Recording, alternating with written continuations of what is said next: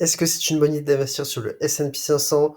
On est fin 2025, début 2026. Est-ce que ça vaut toujours le coup d'investir sur le S&P 500? C'est ce que je vais vous dire dans cette vidéo, donc regardez bien la vidéo jusqu'au bout.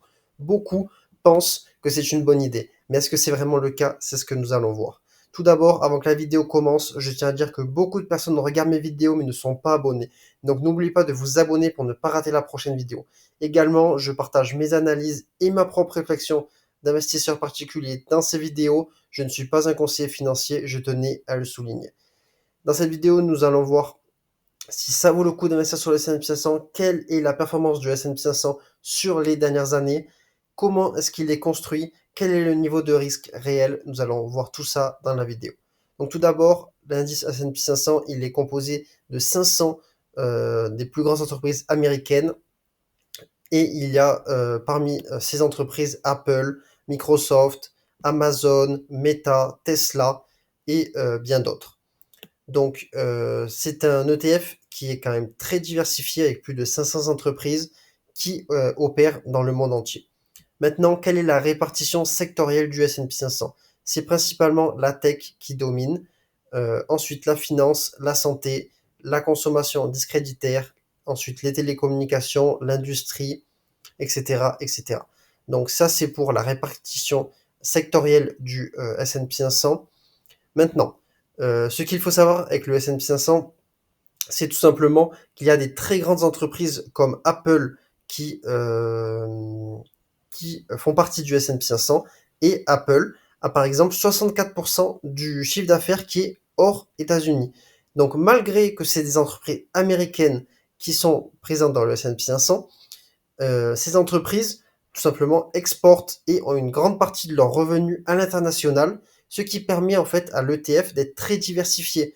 Parce que Apple a une grande majorité de son chiffre d'affaires hors États-Unis, Meta également, Nvidia également, Amazon également.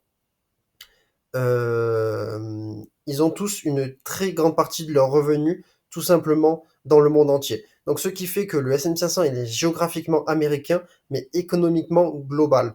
Et c'est pour ça que c'est très intéressant d'investir dessus. Maintenant, quelle a été la performance du S&P 500 sur par exemple les 30 dernières années que nous pouvons voir ici? Son rendement annuel moyen, il atteint 10,7%. Donc c'est de très bonnes performances qui sont d'ailleurs supérieurs au MSCI World, qui n'a généré que 8% sur 30 ans. D'ailleurs, j'ai fait une vidéo sur est-ce que c'est mieux d'investir sur le S&P 500 ou le MSCI World, n'hésitez pas à checker, je vous mettrai le lien dans la description. Donc maintenant, est-ce que c'est vraiment intéressant d'avoir une performance de 10% par an sur du long terme? C'est ce que nous allons voir tout de suite. Donc si on part par exemple d'un capital initial de 100 000 euros, avec une épargne mensuelle de 100 euros et un horizon de placement de 20 ans. Donc avec le taux d'intérêt donc de 10%, donc c'est-à-dire le rendement du S&P 500 sur les 30 dernières années, le rendement moyen, on aura un capital de 741 000 euros. Donc c'est tout simplement incroyable, sachant que l'on est parti d'un capital de 100 000 euros.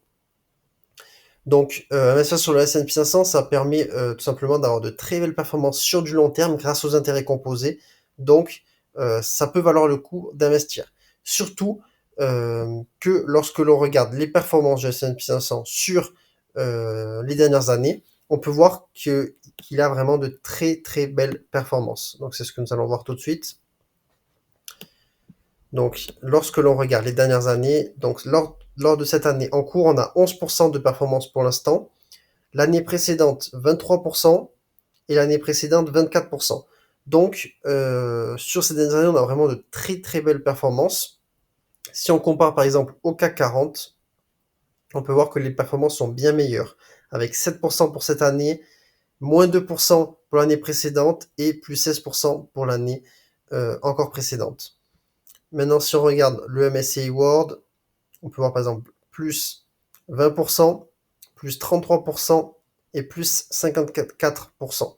Donc sur les 3 dernières années, c'était plus intéressant d'investir sur le MSCI World, mais sur du long terme, d'après les performances passées, c'est plus intéressant d'investir sur le S&P 500. Donc maintenant, c'est à vous de voir. Vous avez une vidéo également pour vous permettre de choisir entre le S&P 500 et le MSCI World. N'hésitez pas à checker donc le lien dans la description. Maintenant, si vous souhaitez investir ou commencer à investir. Moi, je vous recommanderais d'ouvrir tout simplement un PEA ou une assurance vie chez Fortuneo parce que c'est une très bonne plateforme pour investir.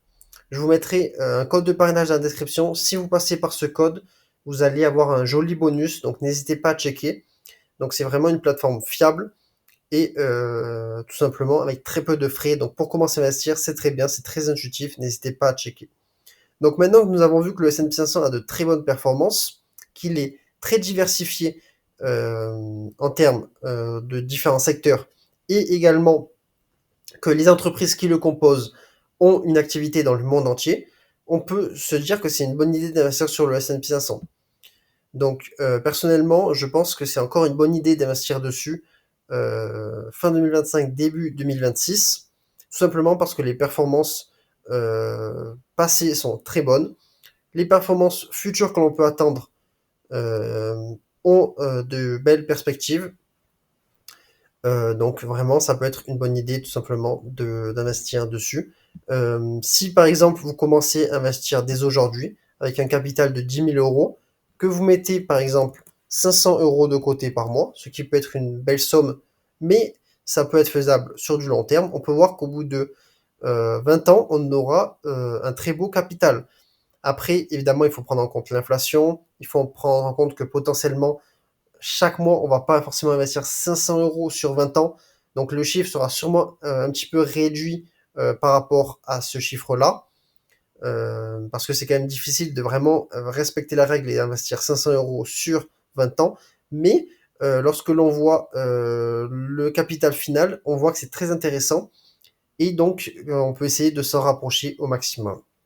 Moi, je vous conseille de commencer à investir dès aujourd'hui. Il ne faut pas attendre. Les intérêts composés, ça rapporte vraiment de l'argent sur du long terme. Donc, plus tôt on commence à gagner de l'argent et plus tôt c'est intéressant. Vous avez donc le lien de Fortunéo directement dans la description pour commencer à investir. Et si vous souhaitez regarder un petit peu les graphiques, vous pouvez tout simplement checker les graphiques sur TradingView. Vous avez tous les graphiques possibles, donc vraiment n'hésitez pas à checker. Et si vous souhaitez choisir un ETF en particulier, vous pouvez aller sur Just ETF, tout simplement pour regarder quel est l'ETF le plus intéressant pour investir sur le S&P 500. Voilà, c'est tout pour cette vidéo rapide sur le S&P 500. N'hésitez pas à vous abonner, à liker la vidéo, à me dire en commentaire si vous aussi vous investissez sur le S&P 500, depuis quand également, quel montant vous pouvez me dire aussi en commentaire. Voilà, c'est tout pour la vidéo. Merci de l'avoir regardé. Je vous dis à la prochaine pour une prochaine vidéo. Allez, bye, ciao.